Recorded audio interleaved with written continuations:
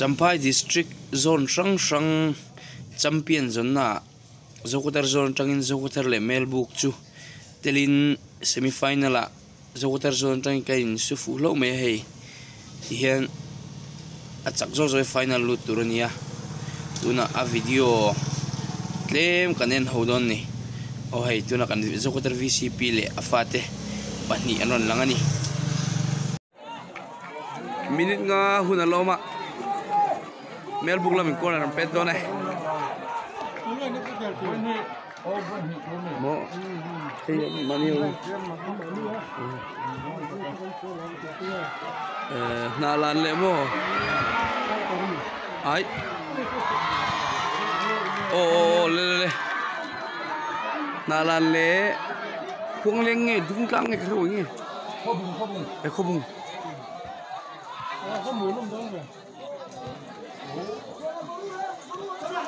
min nga loma tuna hen Zokotar 4-2 in man soi meka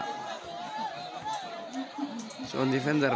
midfield te lien pui ron dalu to so number 9 so ron lut thar ni tuni so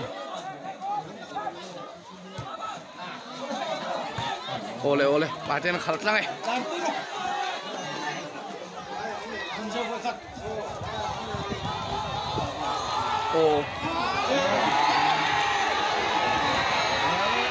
penalty laut lak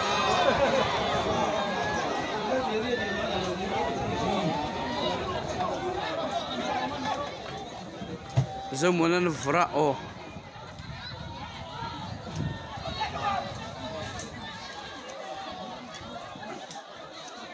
som zaram bola changa luta lo shen na khupin lo dang cheng mai maman nalo tu pelian le oleh khopuya hi ke gang tang wa Zokotar khel maman khaltlang pheye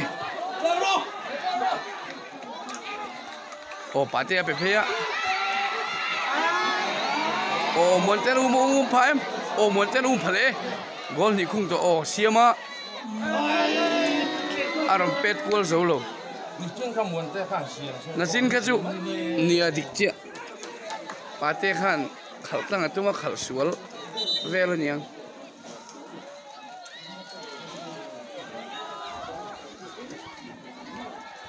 ai liam mani so akhal suala dam lo lui nye sen mi lo pona suk mai ro tin refrain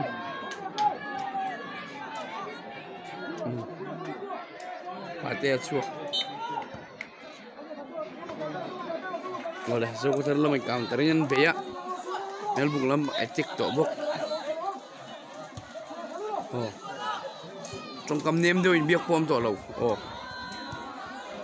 so number 9 po defensive role la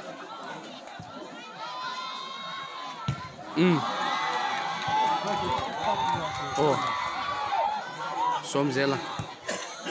verluta siempre mine head pelia corner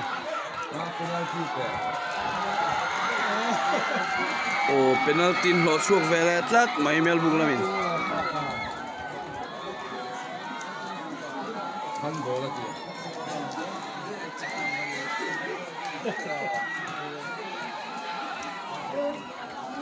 som zela rom pet chuka pet turin kan keeper khon save thayem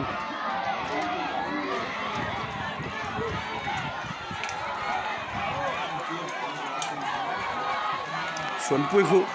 penalty save timing thangania som zela pet dong pet lum na lu tuklat keeper win ko ball pet chuka hian 3-4 in pana suani Melbook hon an change number 6 chuka number 17 chuka number 6 salute Josefa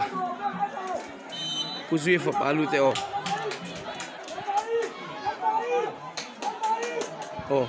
shena cleara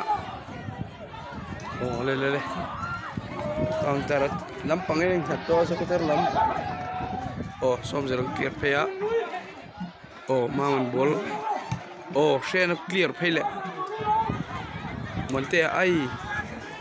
oh ole ole ole ole ole Josefa oh ye crosswell oh tikhan zo kutar kan chakai son lom le men plan lu te tikhan final kan lu ta Melbourne laka 14 kan van nei ta le tikhan Ola top ta 14 zo kutar chata ni final lu ta tikhan mi zo ya na lang le khobung ai kele đó kẻ là một đồng kẻ một đồng tập quyền cái đồng tập quyền sáng là cắn lông đấy anh này Frank Louis là cho nó bỏ ăn được cái này em bây giờ tập rồi lại cho có tờ final anh ấy là thầu chân đi ạ final đi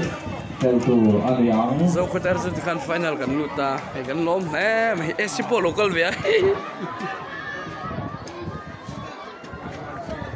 hey student Louis zo ko tar kan tle ho chole don ni hian kelen tur lo ma hello ni lan le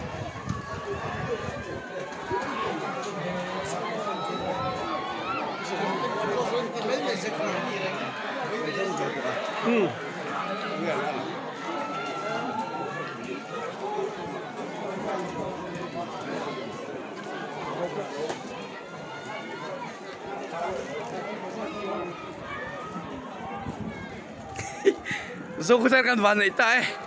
hey coach ram phong zawa zau te zai thiam ni moi te theo local van ni kan chakai thiam hingo bo chu helaman local a va har thak ve ai po chu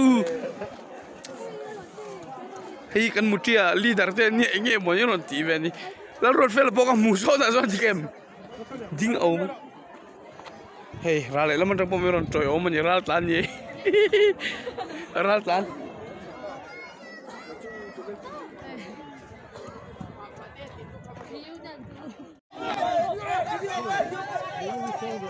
VCP mian toy o meu chon hai kan ne thelo bo kan ne at mai lo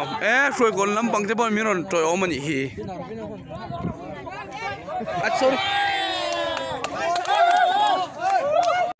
Melbourne khua hi zo kwatar hian tun nai kumni khada hian kan ne thailo hei 14 kan ne kan fence te pon lom khop mai dian hei ani siau mai ro pui kan ti khop mai hei mai hi zo kwatar defender rin rol ania atlu ka wagin akhup ai akiu so ni spot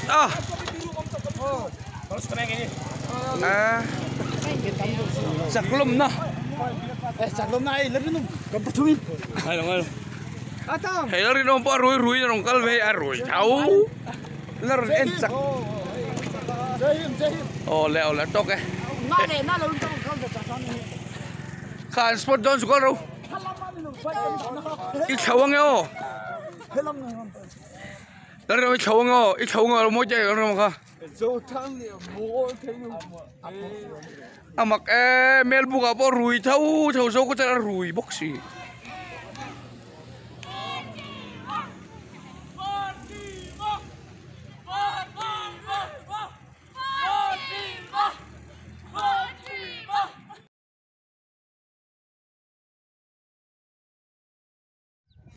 Hepa in khel en hi che tingai na ông lo song koloi thế kan chak lo la in a chat tha kan chak pona chat tha thau zo ko ta rui bok Melbourne ka pola rui se chu mol pho thak ni ha de ka balami ithilo mi Ada thiro je ni. oi aten om da Lần om, ôi sao lần chắc à thi lâu nữa thì dù a chim pa moi chen a buai pui lo ti lo pen se man chen mel bu khulai mu rengang chu za thak thei le tu oi ina ko phone don em song à in cái trong pe lo ve a chang chi tak